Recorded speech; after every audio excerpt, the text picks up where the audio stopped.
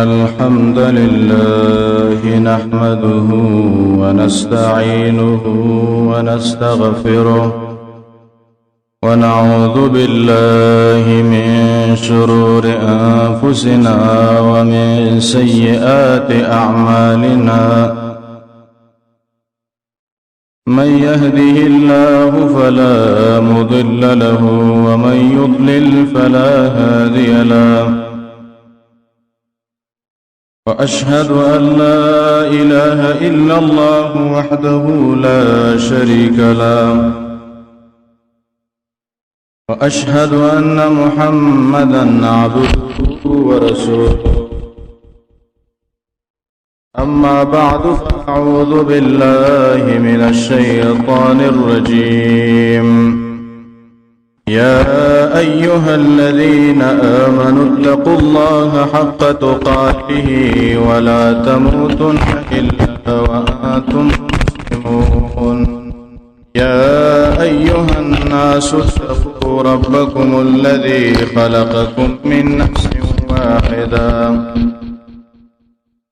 وخلق منها زوجها وبث منهما رجالا كثيرا ونساء واتقوا الله الذي تساءلون به والأرحام إن الله كان عليكم رقيبا يا أيها الذين آمنوا اتقوا الله وقولوا قولا سديدا يصلح لكم أعمالكم ويغفر لكم ذنوبكم ومن يطع الله ورسوله فقد فاز فوزا عظيما أما بعد فأعوذ بالله من الشيطان الرجيم ثم إنكم أيها الضالون المكذبون لآكلون من شجر من زقوم فمالئون منها البطون فشاربون عليه من الحميم محترم و معزز و عزتمند و مسلمانان ورونو د انسان چې کله د قیامت په ورځ باندې حشر وشي او دا انسان راجم شي حشر ته نو دا انسان بیا جنت ته ځي چې هغې ته خیر مستقر ویلی شوی دی قرآن کې چې غوره ځای دی او یا به جهنم ته ځي چې هغې ته ساعت مصیره قرآن کې ویلی شوی دی چې بد ځای د ورتلو دی نبی صلی الله علیه وسلم ویلیو لا تنسوا العظیمتین ای زما امته دا دوه غټ څیزونه مه هېروئ صحابو تپوس وکړو چې یا رسول الله وما العظیمتان دا دوه غټ څیزونه څه دي نبی صلی الله علیه وسلم ویلی چې الجنت والنار غټ څیزونه یو جنت دی او بل جهنم دی دا دوه څیزونه تاسو مه هېروئ نو که انسان جهنم ته لاړ دا انسان تباہ و برباد شو غرق شو ځکه جهنم دا ډېر بد ځای دی ډېر بد ځای د ورتلو دی نن به موږ دا خبره ذکر کوو چې طعام اهل النار و شراب اهل النار د جهنمینو په جهنم کې به طعام څي او سکاک به څي قانون دا دی څوک چې په یو ځای کې اوسېږي د هغې طعام خوراک او سکاک معلومي نو د جهنمینو طعام او سکاک به څي دا به څه خوري او څه به څکي نو جهنم هو ډیر بد ځای دی او قانون دا دی چې د بد ځای د خوراک هم ډیر بدي خراب خوراکي په قرآن کریم کې الله رب العالمین د جهنمینو خوراک هم ښودلی دی او د جهنمینو سکاک هم ښودلی دی چې جهنمین به دا شی خوري او دا شی به څکي قرآن کې الله رب العالمین د جهنمینو یو قسم خوراک ذکر کړی دی الله قرآن کې وایي چې لیس لهم طعام الا من ضریع د دې جهنمینو طعام خوراک بنئ مگر ضریع ونه بی دا یوه اصغداره ونه ده په مرۍ کې نښلي به په سورة الغاشیه کې الله د ضریع د ونې دو صفات ذکر کړي دي یو دا دی لا یسمن ولا یغني من جوع یو صفت د ضریع د بوټي دا دی چې لا یسمن دا انسان چاقی نه او دویم صفت دغه بوټي دا دی چې ولا یغني من جوع انسان مړیم نه انسان د لوګي نم بچ کینا د ذریع صفت ده. عبد الله ابن عباس رضی الله عنهما وی ذریع چې دا په جهنم کې وونه ده او جهنمین چې د دین خوراکو کې او د خلی تر نږدې کی نو د مخ نه نیولې تر پوند پورې به دا انسان ټول دا ذریع ونه ولیکي. حدیث کې راغلی د امام ترمذی رحمه الله ذکر کړی دی، ابو دردر رضی الله عنه نه نقل کړی دی. حدیث د څه دی چې دا انسانان جهنمین به قیامت پر ورځ وږي شي، دای بچغي وي چې الله رب العالمین ته وایي چې الله مونږ وږي وي، الله مونږ لا طعام راکا چې شراکه چې د اخیرت په ډکی کو وي الله رب العالمین به دې تضرع ورکی چې کله دا اخري نو دا په دې مرو کې ونخلي وطعاما ذا غصه وعذابا الیما، دسه طعام به چې دا په دې مری کې نخلي او درناک عذاب به دې جهنميانو د پاره چې کله دا ذریع ونه دا جهنمین اخري وای دیبا چغه وکي او چغه به وای چې الله وس مونږ له برا کې چې وبسي وس کو د فاسا وای دوی له بل رب العالمین حمیم ګرمي وبراوړي د ملائکه په واسطه باندې، او کله چې دا ګرمي وبه د جهنمین وسکی وای فقطع امعاءهم وای دغه ګرمي وبه د جهنمین دا کلمي وشکی په دې جهنم کې نو دا د جهنمین خوراک دی په دې جهنم کې دا ذریع دیبه بیوږي شي نو دویم طعام چې ول الله رب العالمین ورکي او دویم ډوړی اغه ته غسلین ویل کیږي. سورۃ الحاقه کې الله وایي چې فلیس له اليوم ها هنا حمیم، د دې جهنمی د لپاره بدل تکم ګرم دوست نه ولا طعام الا من غسلین، د دې جهنمی بدل ته خوراک نه مگر غسلین ونه بي، غسلین بخوري او لا یاکله الا الخاطئون، غسلین بنخوري مگر خطاکار خلق به خوري، ګناګاران خلق به غسلین خوري. دا غسلین څه ویل کیږي؟ عبد الله ابن عباس رضی الله عنهما وی دا قول له وی غسلین صدید اهل النار، وی غسلین د جهنمین او داوینې زوی دي، دا بدن شي او زیته او داغینه بده سي خټه غونډه کې جوړ شي او دغه غسلین به د جهنمین به خوري. مقاتل ابن حیان رحمه الله غوي وی کله چې جهنمین په جهنم کې واوړي را واوړي د دې جهنمین به یو قسم او بل لاړ شي او بادروا الى اقه، دا جهنمین به وږي ورمنډي به کې او دغه وب به وسکي او دغه به اخري دغه وب نو د سی وبدي په دې جهنم کې. شریح ابن عبید رحمه الله وی هغه د کعب الاحبار رحمه الله نقل کړی دی، هغه د سی ویلي دی وی کچیر ته یو بو کده غسلینو وی دا په دې دنیا کې واړولې شي او هغه د مرختلو په زمانه واړولې شي، وای دغه المرج په کم غربانه لګي او په کم زیبانه لګي تر مازدیګره پورې به دا ارسولي شوی وای د غسلین د بوک دی بوکې د وجنه چې دا دومره ګرمه ده او دومره خطرناکه ده د غسلین. نو دا غسلین به څوک خوري؟ غسلین به دوه قسمه خلک خوري، یو هغه خلک چې د ایتمانانو مالونه خوري، دغه خلک به غسلین خوري. قران کې الله وای سورة النساء کی ان الذين ياكلون اموال اليتامى ظلما انما ياكلون في بطونهم نارا وسيصلون سعيرا، هغه خلک چې د ایتمانانو مالونه خوري نو دیبا ګر مور د داخل شي او د چې د ایتمانانو د مالونه خوري نو دی په خپل خېټو کې او د خپل ګېړو کې ور اچي.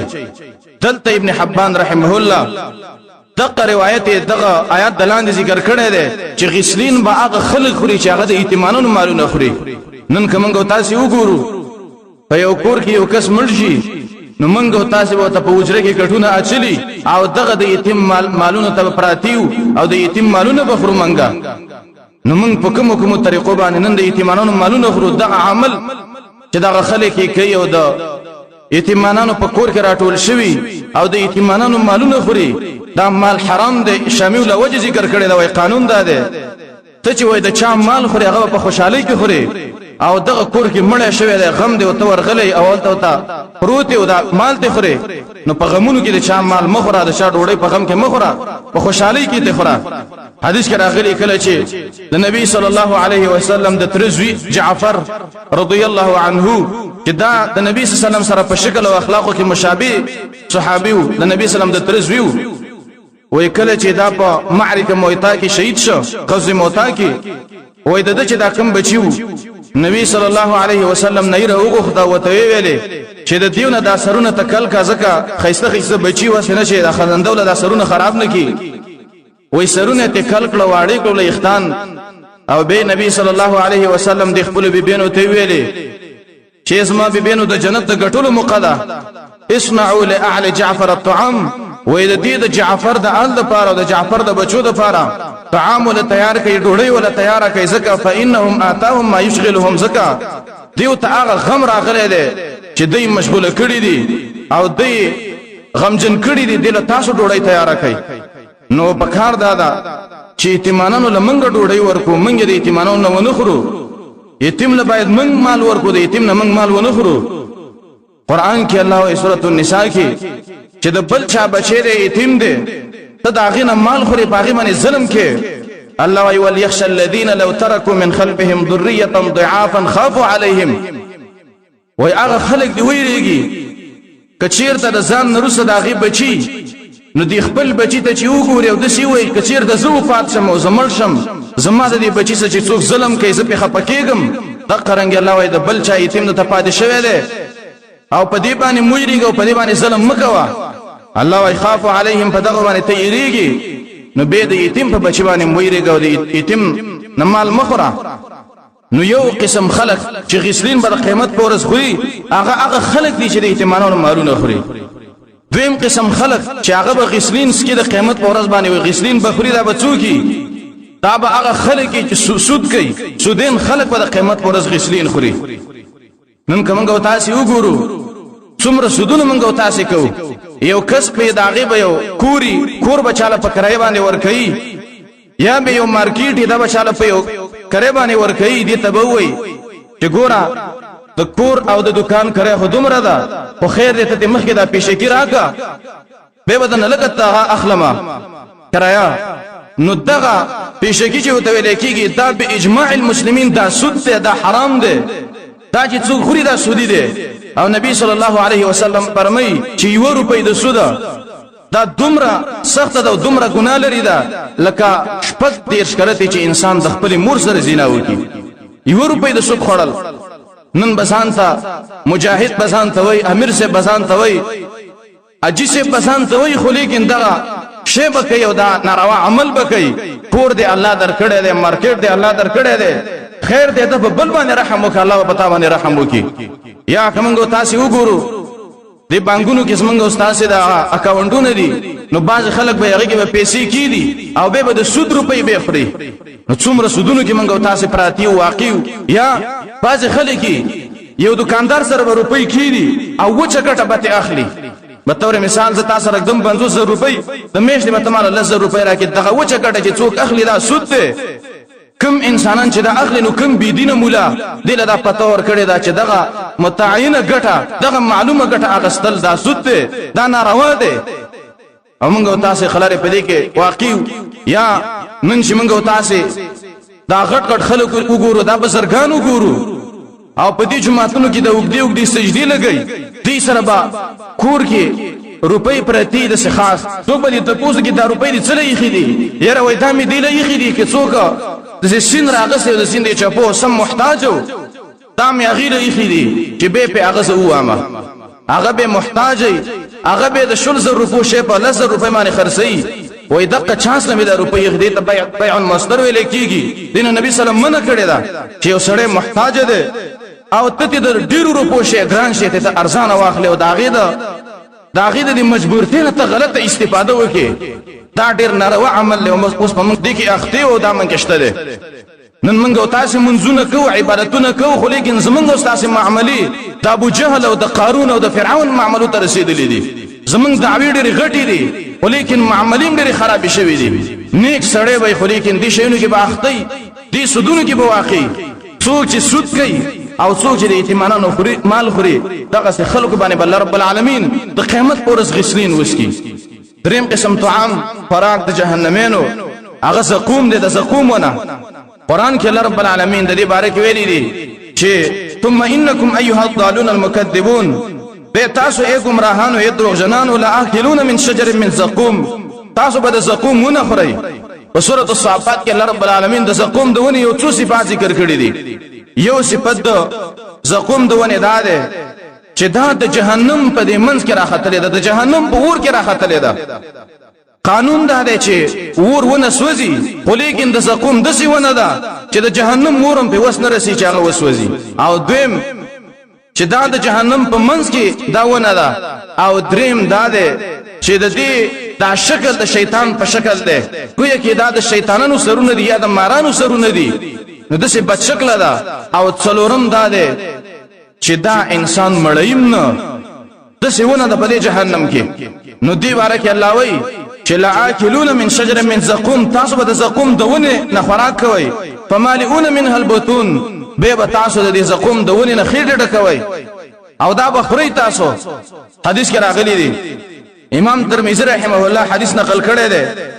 او ابن حبان هم نقل کړی دی د عبد الله ابن عباس رضی الله عنهما نه حدیث ده دی او ورځ نبی صلی الله علیه وسلم دا آیات ولستو یا ایها الذين امنوا اتقوا الله حق تقاته ولا تموتن الا وانتم مسلمون اے د ایمان والو د الله نه ویریږئ په لایق تقوا سره او مرګ رانشي په تاسو باندې مگر په دې حال کې چې تاسو مسلمانانه وي وای نبی صلی الله علیه وسلم خپل صحابه ته ویلي چې ملګرو وای کچیر ته تاسو د دنیا نه مؤمنان لانل شي او د ایمان سره په تاسو باندې مرګ رانشي وای په تاسو باندې رب العالمین بس زقومونه وخري او د زقوم وای د سونه دا نبی صلی الله علیه وسلم فرمای کچیر ته د زقوم دونی لو ان قطره من الزقوم کچیر ته یو څاڅ کې د زقوم دونی نه پترت پیدار دنیا د دنیا په دې پور کې وشي او تراولېږي د زقوم دونی نه ویلا افسد على اهل الدنيا معيشهم وای د ټول دنیا والا باندې به ټول انسانانو باندې به دا جون ګډوډ کې کچیر ته د زقوم دونی یو څاڅ کې د دنیا تراولې ده نو پاتې هو به د زقومونه چې هغه به انسان خوري امام ترمذی رحمه الله وای دا حدیث صحیح دی ام موقوفا ام مرفوعا حدیث صحیح دی د وجهنا قتاده ابن دعامه السدوسی دا یو لون مفسر دی د بارک راغلی دی وای دی ورته د سوره الصافات د آیاتونو تشریح کول چې په کوم کې د زقوم تذکرہ ده وای دی ویلي چې ان فی النار شجره وای د جهنم په اور کې ونه راخته ده او والنار تحرق الشجر د اور قانون ده چې ونی سوځي خو لیکن د جهنم دغه ونه د زقوم ونه دا د جهنم په دی اور کې راختلې ده د جهنم د اورم په دی ونه باندې وس نه رسیږي او به وای شي واخبر ان غذاؤها من النار وای الله رب العالمین د دې خبره ورکړې ده چې غذا د دغه ونه دا ونه چې غټیږي د جهنم په اور باندې دا ونه غټیږي وای د څه ونه ده په دې جهنم کې او دا به ګناګاران خلق به د زقومونه خوري جهنمین به د زقومونه خوري دا وجنا سعید بن جبیر رحمه الله دې بارک راغلی دی وای دی ورته ویلې چې په دې جهنم کې به دا جهنمین وږي شي چې کله وږي شي وای استغاث من الجوع دوی بچی وږي چې الله مونږ وږي شو یا الله وږي یا الله مونږ له ډوډۍ راکې ته امر لراکې وږي مونږه وای فاغيث بشجره الزقوم وای دې ته د زقوم مون راوړل شي او وای فاكلوا منها د زقوم دونه نه به جهنمین خوراک وکي وای کله چې د مخ تر نږدې کی وای د مخ دا چمړه به دی وګرځي وای حتی لو ان مارا مر بهم تر دې پورې کې یو تیریدون کې بده باندې تیر شي په دې جهنميانو باندې په دنیا کې دا انسان پیژاند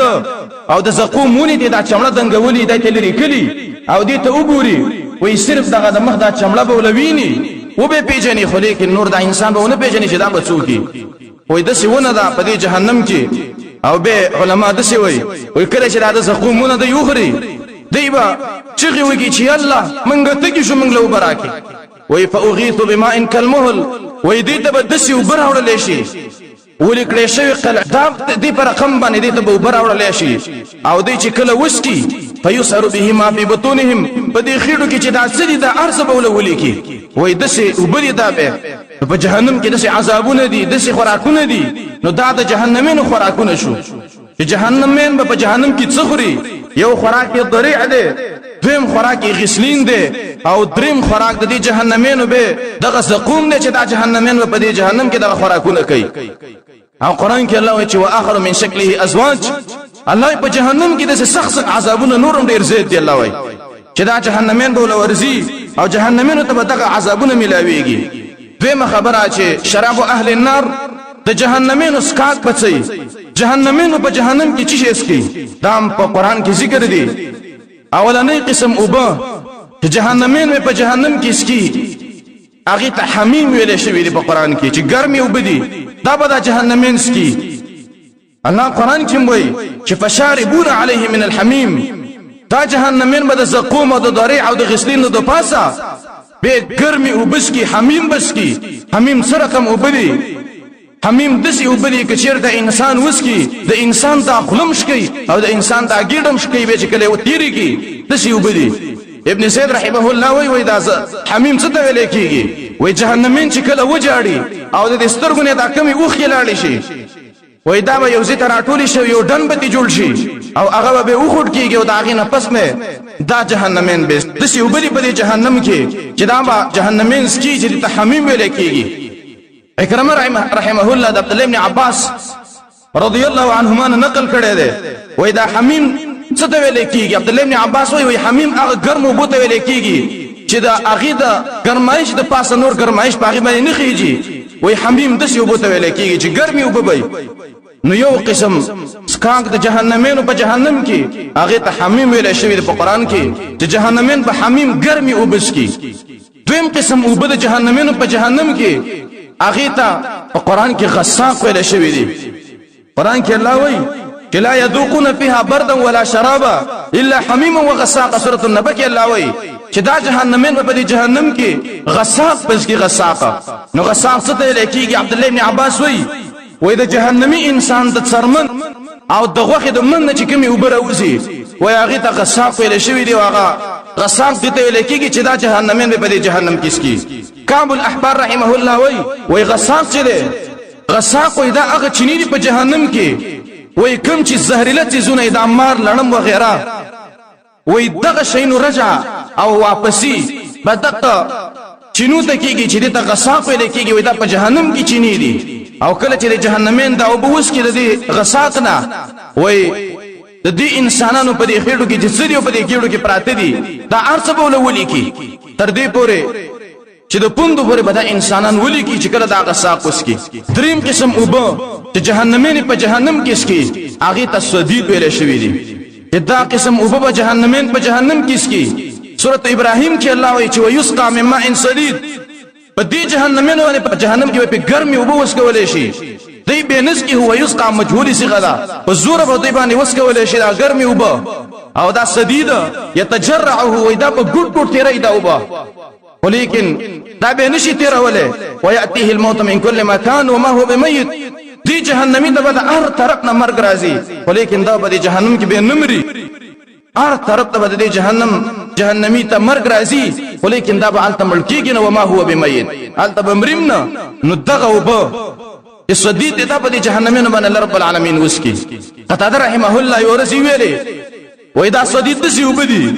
وای کله چې جهنمی وسکی وای د سکلو سره د جهنمی دا ټول بدن ولیکي او به قتاده رحمه الله ویلي وای چې هل لكم بهذا يد اے خلقو آیا تاسو په دې شدید باندې طاقت لرئ چې تاسو وسکئ ام لكم على هذا صبر کنه په دې باندې تاسو صبر شي کولای چې به وسکئ او صبر په وکئ دا تاسو شي کولای او به ویل چې طاعت الله اهون علیکم اے خلقو د الله طاعت پر ډیر آسان دی په دنیا کې د الله خبره منل آسان دی په دنیا کې دا ومنئ د جهنم عذابونه برداشت کول ګور ډیر سخت دي چې دا به الته څوک برداشت کی یا قوم فاطيعوا الله ورسوله ای زما قوم د الله او د رسول خبره ومنئ په جهنم کې د سخت عذابونو نه تاسو بچ شئ نو دا بل قسم وبشي چې هغه تصدید ویل شوی دی صحیح مسلم کې حدیث دی وای هغه خلق سره رب العالمین وعده کړی دا څوک چې نشه کوي شراب سکي سیګریټ نسوار وغیرہ څوک چې نشه کوي په دې خلق به رب العالمین طینه الخبال سکي طینه الخبال څه ته ویل کیږي وای طینه الخبال چې کله د جهنمینو نه دا کمی ویني زوی وځي او د دغه نه یو ډن جوړ شي وای دې د طینه الخبال ویل کیږي دا به یو خټي او په هغه خلق به رب العالمین وسکي څوک چې په دنیا کې نشه کوي شرابونه سکي او بل حدیث راغلی ابن حبان رحمه الله ذکر کړی دی پر روایت ابو موسی الاشعری رضی الله عنه وای هغه خلق چې نشه کوي شراب سکي وای په دې خلق به رب العالمین نهر الغوطه وسکي نهر الغوطه څه ته ویل کیږي وای نهر يخرج من فروج المومسات ويؤذي اهل النار وای نهر الغوطه دې ته ویل کیږي وای په دنیا کې چې کوم خلقو کم الکان جنکای سړی خزه دې چې په دې دنیا کې دا کم زیناونه کړی دي وای په جهنم کې بل رب العالمین د دغه زناکارو سړو د خزو د عورتونو نه رب العالمین یو قسم اوبره وباسي چې دا به ډیر بدبوي او الله رب العالمین به په نشخورو خلق باندې اوس کې څوک چې نشي کوي په دنیا کې نسوار کوي سیګریټ کوي نشه چې څوک کوي د قیامت پر ورځ الله رب العالمین نهر الغوته اوس کې هغه نهر او هغه اوبه چې د زناکارو د خلقو د پرجونو نه راوځي دا اوبه الله رب العالمین په نشخورو خلق باندې اوس کې څلورم قسم اوبه اوس کاک د جهنمینو په جهنم کې هغه ته ماء المهل ویل کېږي ماء المهل څه ته ویل کېږي عبد الله ابن عباس رضی الله عنهما نه چاته پوښتنه چې ماء المهل څه ته ویل کېږي وي کدر دی زید لکه د تیلو د اخیره کله چې تیل وخوټ کې او د اخیره د اخیره وځي د اس ګرم خیره د تیلو بل رب العالمین په دې جهنمینو باندې وسکی چې دا دې ته ماء المهل ویل کېږي او د انس رضی الله عنه روایت ده وای کچیرته یو بوکده د دې ماء المهل د دې ګرم وبو یو بوکده د دنیا په منځ کې وشي ویل احرق ما بین المشرق والمغرب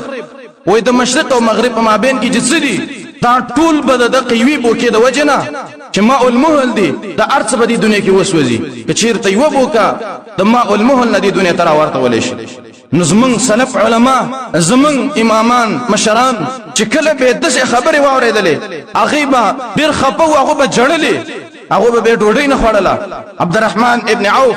رضی الله عنه بارک راغلی دی وې دی ورځه د سورۃ المزمل د آیات تلاوت کوو چې ان لدینا انکالا وجحیما وطعاما ذا غصه وعذابا الیما الله ای زمون سره زولنی دی او زمون سره جهنم دی او دسه طعام دی چې په دې مری کې نه خلی وعذابا الیم او درناک عذاب ده وای دا خبره چې آیات چې کله دی عبدالرحمن ابن عوف رضی الله عنه ولسته وای دا رجو او دل رجمات راوړه وای فلم يزل يبكي وای عبدالرحمن ابن عوف جړلې په جړاشه وای جړلې دا طعام ته پروتو وای طعام ونه خوړ ډوډۍ ونه خوړل حتی رفع طعامه تر دې پورې چې طعام ته جګ ولیکن دی وای ډوډۍ ونه خوړل وانه صائم او دا روزدارو صد وجنا چې دا آیات دی ولسته امام احمد ابن حنبل رحمه الله بارک راغلی دی وې دی ورځ د جهنمینو د خوراک او اسکاک ذکر کا چې جهنمینو په جهنم کې دسه خوراکونه کې دسه اسکاکونه بکې وې امام احمد ابن حنبل رحمه الله له ډوډۍ راوړل شو چې ډوډۍ وخوره و امام احمد ابن حنبل ډوډۍ ونه خوړله وې جړلې چاته ډوډۍ ولې نه خوري وې ډوډۍ څنګه نه خورم چې زمون مخه ته په جهنم کې دسه عذابونه او دسه خوراکونه تیار دي کچیرته الله رب العالمین من جهنم ته بوزي و موږ به څه کوو وې ډوډۍ ونه خوړله دا زمون سلف دې سره به دومره خمو دومره به اریدل حسن بصری رحمه الله دې بارک راغلی دي وې دا ورځ په لار باندې روان و د یو ملګری سره مخامخ شه و یو ملګری وته ویل چې یا هذا وراک قد تغير لونك اے ملګری زه چې تا ته نن ګورم تا رنگ درته بدل ښکاری رنگ تغییر کړی دی راولي وې ورور سره روجه ما هغه ته ویل چې ګوره روجه خو زمي ما خو لیکن دا ستا رنگ ډیر بدل دی دا ولې دا وجه څه ده نو د دې سره زوی ولاړو د حسن بصری سره زوی ته ویل چې وروره اصبح ابي منذ 3 ايام صائما وینن دریم ورځ ده چې زما د خپل روجه ده او روجه نیولې ده ما خام کې ولسو ډوډۍ راوړم خو لیکن دا ډوډۍ نه خوري وای ما خام ول ډوډۍ راوړله او دې دا آیات لسته چې ويسقى من ماء صديد په دې جهنمینو باندې په جهنم کې ګرمي او وسکولې شي دې بیسکینو خو لیکن په زور به وسکولې شي او يتجرعه ګډ به تیری نږدې نه چې دا ګډ به تیر کی وياتيه الموت من كل مكان دا ار طرف نه بده انسان ته مرګ راځي خو لیکن وما هو مې دا ملکیږي نو وای دا آیات لسته ډوډۍ مې لراوړه خو لیکن زما دې پلار ډوډۍ ونه خوړله دا زوی وای زلاله مزمان پلار ملګریو یو پای کې ثابت او سعید او غیره دا ملګری می خبر کړه چې زما پلار ډوډۍ نه خوري تاسو راشي تاسو تسول زاری وکړي چې دا ډوډۍ خوراک شروع کی و چې کله دا ملګری رال وته ویلې چې ګوره حسن بصری ته ولې دا ډوډۍ نه خوري وای کیف یاکل العبد وای بنده به څنګه خوراک وکي بنده به څنګه ډوډۍ وخوري ډوډۍ به څنګه بنده تیر شي و بین یدی او د دې بنده مخه ته په قران کې د څه ټکی دی او د څه آیات دی چې قران کې الله وای ان لدینا انکالا وجحیما الله وای زمون سره زولنی دی او جهنم دی وطعاما ذا غصه وعذابا الیما د څه طعام دی چې په مری کې نخلی او درناک عذاب دی الله وای زمون سره حسن بصری وای چې په قران کې د څه آیات دي او داغینه پس بم بنده خوراک کوي داغینه پس بم بنده خان دي داغینه پس بم بنده خوراکونه کوي داغینه پس بم بنده چکرونه لګي وای ډیر سوال زاری او توکلا وای داغینه پس لک شربت ګټي وک حسن بصری او ډوډۍ ونه خوړله داس من سلفو طاووس ابن کیسان رحمه الله بارک راغلی دي وای د کورنا مسجد ته دولاره تلوي یو د سلاره وا چې پاره کې به خلکو د مالونو د اثرونه ارتل د اډو کې وغیرہ او بل د عمل روا د یو شاګرد احمد بن سوید رحمه الله دا وای کله چې بس ما استاد طاووس ابن کیسان رحمه الله د جمعات نه کور ته په هغه لار باندې لاړ چې پاره کې دا مالونو د اثرونه پراتو وای زمانه د خانه کعبه پر باندې قسمی چې په دغه شپه باندې بس ما د استاد خوبم نو او په دغه شپه بس ما استاد یې خوراک نه کوي ډوډۍ به نه خوړله یو ورځ دې چاته پوسو کو چې ته ولې جاړې ولې دا خوراک نه کوي وای قران کې الله رب العالمین وای چې وهم فيها کالحون دا جهنمین په جهنم کې بد شکلې نو په دنیا کې ورته وای دي سرونه ته وګورئ څومره بد شکل دي او چې په جهنم کې الله رب العالمین د انسانان بد شکل کی نو دا به سره کوم بد شکلی وای دا به ډوډۍ نه خوړله او ټول شپه به جړلې عبد الله ابن عمر رضی الله عنهما ده اشد اتباعا لرسول الله صلی الله علیه وسلم د نبی صلی الله علیه وسلم سخت متبع ده دی بارک راغلی دي وای دی ورځي ابو غختله چې مالو برهوړی وای دی له یخي برهوړل شوی وای او به وسکله چې کله او به وسکله وای دایسته په جړاش واشتد بکاؤه وای دا جنې سخت ډیر شولا بچی رال ملګری رال خزرالا وته چې ما یبکیک تا چې جړې ولې جاړې وای عبد الله ابن عمر رضی الله عنهما ویلي وای په دې کې ما دا یخي او به وسکله او ذکرت آیه من کتاب الله الله د کتاب یو آیات مې آیات شوی هغه می جوړي وای کوم آیات وحیل بینهم وبین ما یشتهون وای دغه آیات ما تر آیات شو وای من په دنیا کې وای په دې کې ما د یخي او وسکله ما ته ملاو شولې وګد قیامت پر انسان د رب العالمین په حساب کې ناکام شو به چې د قیامت پر چی شه د انسان غواړي دا وته نه ملاويږي به وای کچیر ته د قیامت پر د الله په حساب کې ناکام شم او د قیامت پر زوبو غواړم او بنئ زبه وای به څه کوم او به ویلي دا جهنمین په جهنم کې چغي وکي چې افیض علینا من الماء اے جنتین من ته وبره ورته یا رزق راکې منګلا ځکه منګه وکي شوی وته کې شوی وای جنتین بو تغکو کی چې ان الله حرمهما على الكافرين دغه د جنت او بو د جنت ډوډۍ طعام د الله رب العالمین په جهنمینو باندې حرام کړی دی وای به دا خبره ده وکړه نو د سره دومره فکر او دومره غم او د وجنه عبد الملک ابن مروان رحمه الله بارک راغلی دي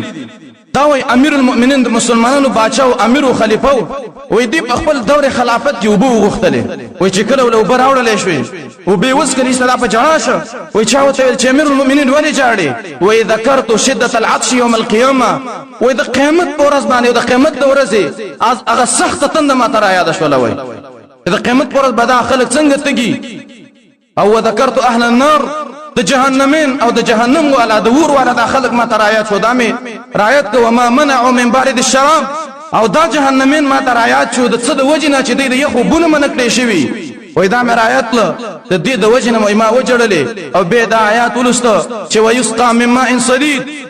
په دې جهنمین بل رب العالمین ګرمي وبوس کی يتجرعه ګډ ګډ به تیری خو لیکن تیرول به نشي او ياتيه الموت من كل مكان د ار طرف نه د جهنمی ته مرګ راځي او ما هو بمیت دا به ملکیږي نه او سوره محمد کې الله وایي چې وسقوا ماء حمیما په دې جهنمینو بل رب العالمین په دې به ګرمي او بوس کولې شي سقو دا مجهوله صيغه ده دی به سکینه خو لیکن په زور په دې جهنمینو باندې دا ګرمي او بوس کولې شي چې کله وسکي دا او